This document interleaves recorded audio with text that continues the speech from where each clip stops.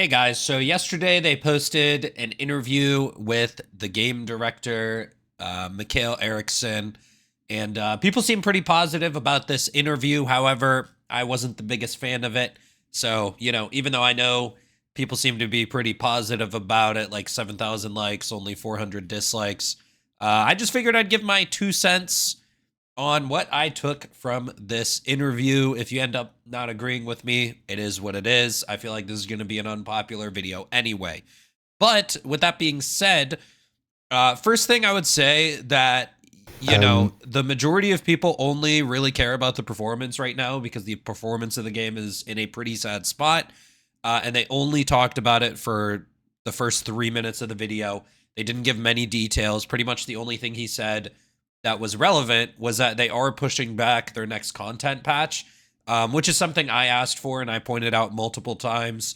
So I am happy with that statement. I do think, my dissatisfaction that only the first 3 minutes of this interview was about performance is more so just like a timing thing. Like maybe this interview could have came out later. But I would really like to see in-depth, technical articles of what's going on with the game, kind of like they did with the SDDs and the HDDs. They did a poll in the main Discord of what people want to hear about next, and most people voted on the engine. So I would actually like to see some technical articles, even though I have no idea about any of that stuff, but I would be happy to read through it and look up some stuff. So I do think it's just a timing thing why I'm a little bit dissatisfied. With that being said, they said a lot of other things in here, talking about the game director's play style and also warbond design philosophy, and then also their message to the community at the end. So I kind of want to comment on these parts. Now, is when you're playing, what's your play style? What are you doing? How do you like to get involved? Yeah. So if we ask our players, hey, how do you like to play? What makes you excited? What makes you tick? What sort of goals do you have? What do you think is missing from the game? And what do you think we do well? What do you think we do poorly, and so forth? Players tend to give very different answers because, of course, players have different needs and they play for different reasons. So I'm also part of one of these player profiles, you could say, types of players. So we have, people have seen Niklas and Lennart on video talking about balance updates, for example. They're part of the crew, even they're not this simple, of course, but they're part of the crew that are very interested in, the technical aspects and specifics. And that's great because they can make sure that the players who care about this a lot, they get what they need. That's perfect. But for me, I am more of the type of person that basically living through different sorts of fantasies. That's what makes me tick. So when we do warbonds, for example, what we try to do with warbonds, okay, I'm throwing in many things here now, but what we try to do with warbonds is we try to sell a fantasy. You get to feel like this, type of person when you play, right? It's not a we're not thinking about a power fantasy or this weapon will be much better than every weapon that. So the first comment on they're not trying to sell a power fantasy, we are definitely going to comment on that later, but let's hear the rest of what he says. That you tested before. That's not the primary thing that we think about. First, we start with what's the fantasy. What sort of movie trope are we trying to sell, for example, or other type of trope are we selling? And I really enjoy that. So I like to play in many different kind of ways, like playing stealthy ways, playing more berserker brute ways. That's what makes me tick. And I also really enjoy helping put together these pivotal moments where everything needs to just work together as like a crescendo in an orchestra. Where you have enemies of different kinds and missions and environments and war bonds and all this work together to set the stage pretty much for players to just act things out. That's what really makes me tick, and this is what I'm super passionate about. Now, he says he likes to set the stage for players to act things out, and it's bro, I feel like this statement is wild because he mentioned stealth, for example, and I'm going to bring up a couple of other examples in warbonds that they've made and didn't really deliver on gameplay wise. But why does it seem like they're selling a fantasy for me to go act like I'm stealthy? Because let's go ahead and pull up the audible sound radius. So in the Halo Warbond, they had silencers. Did you know that the M7S, which is the submachine gun, has a 33-meter audible range? So when you shoot the SMG with the silencer on it, it makes noise like 33 meters away. You know what else makes noise 33 meters away? The Pummeler, the Defender, the Reprimand, the Staw, the Knight, the Torture, the Peacemaker, the Redeemer, the Verdict, the Senator, the Warrant, the Silenced Pistol, also 33 meters.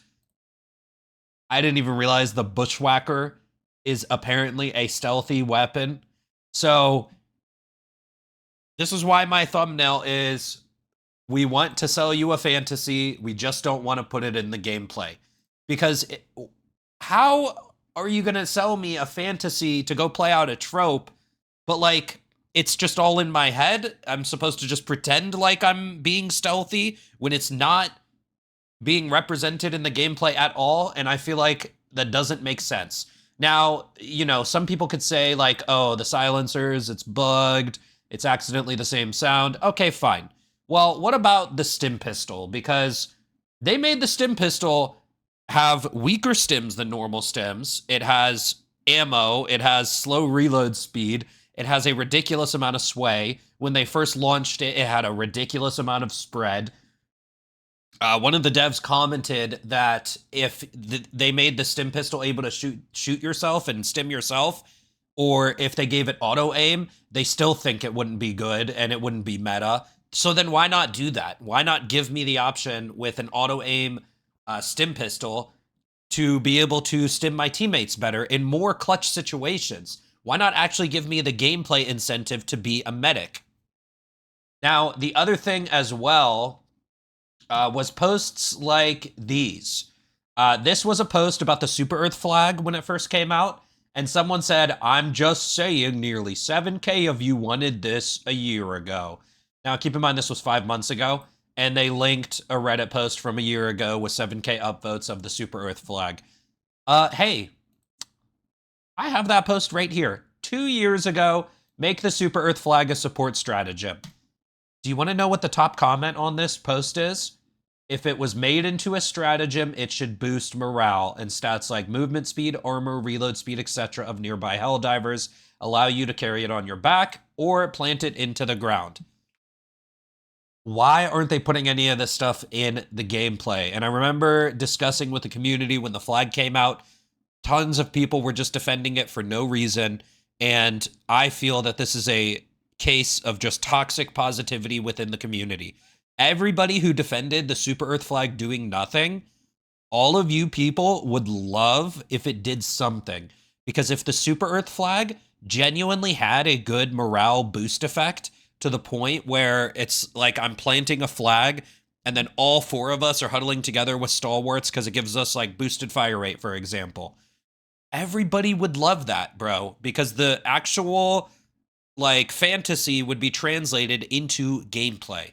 So, oh, and then we have to go back to the power fantasy part. Why is the game director saying 2 years into the game, we're not trying to sell a power fantasy?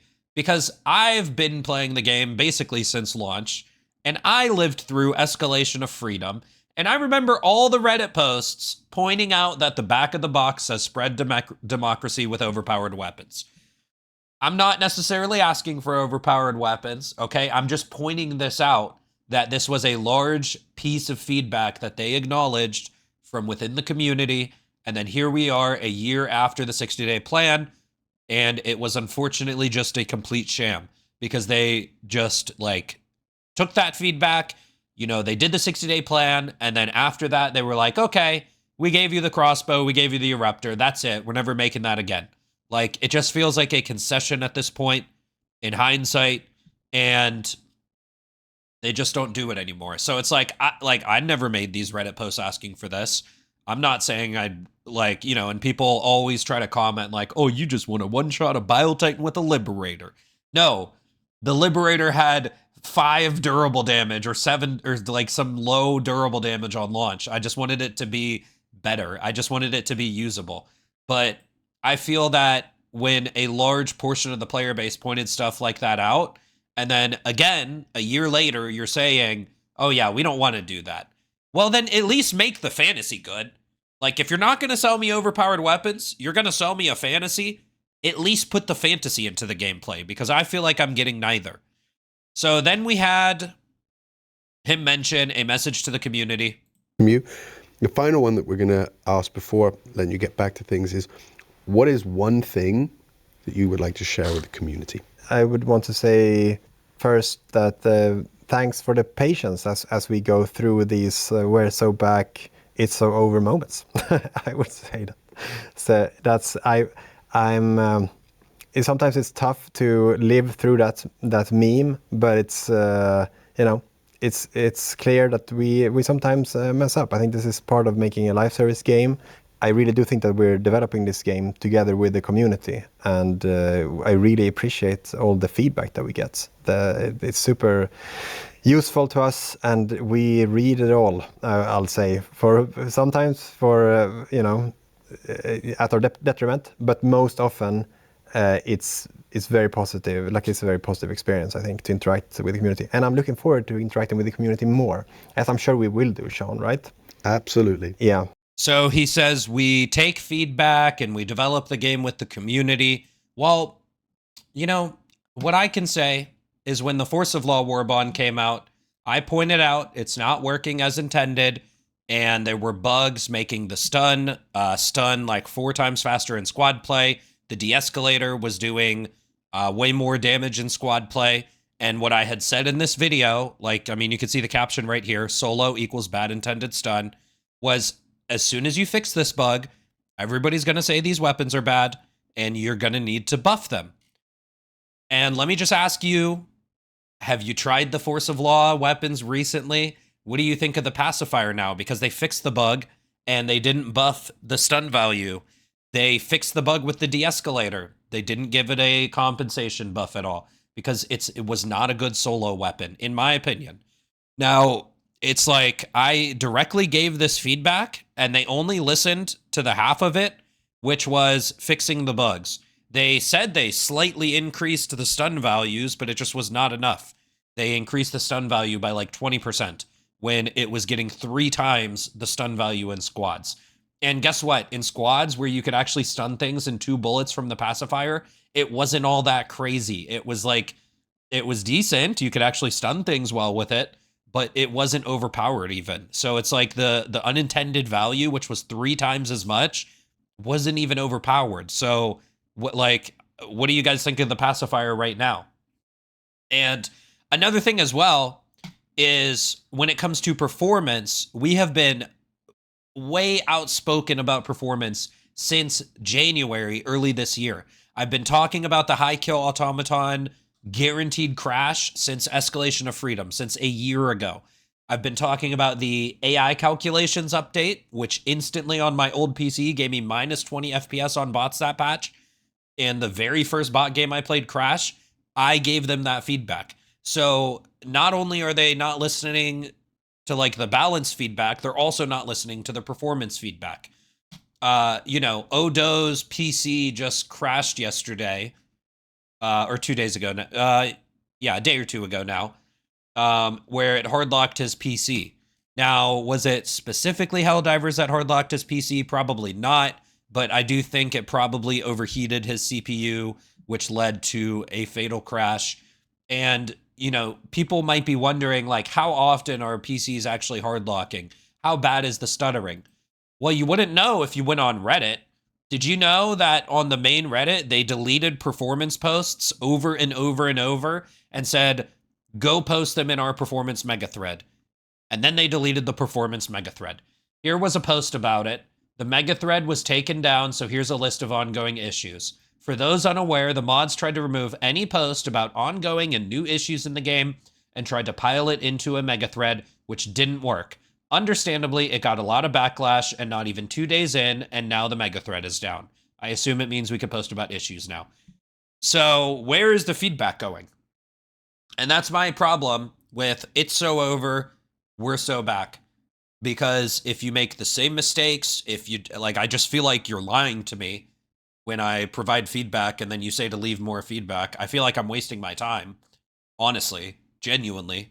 So I feel like I'm being lied to. I feel like we're being gaslit.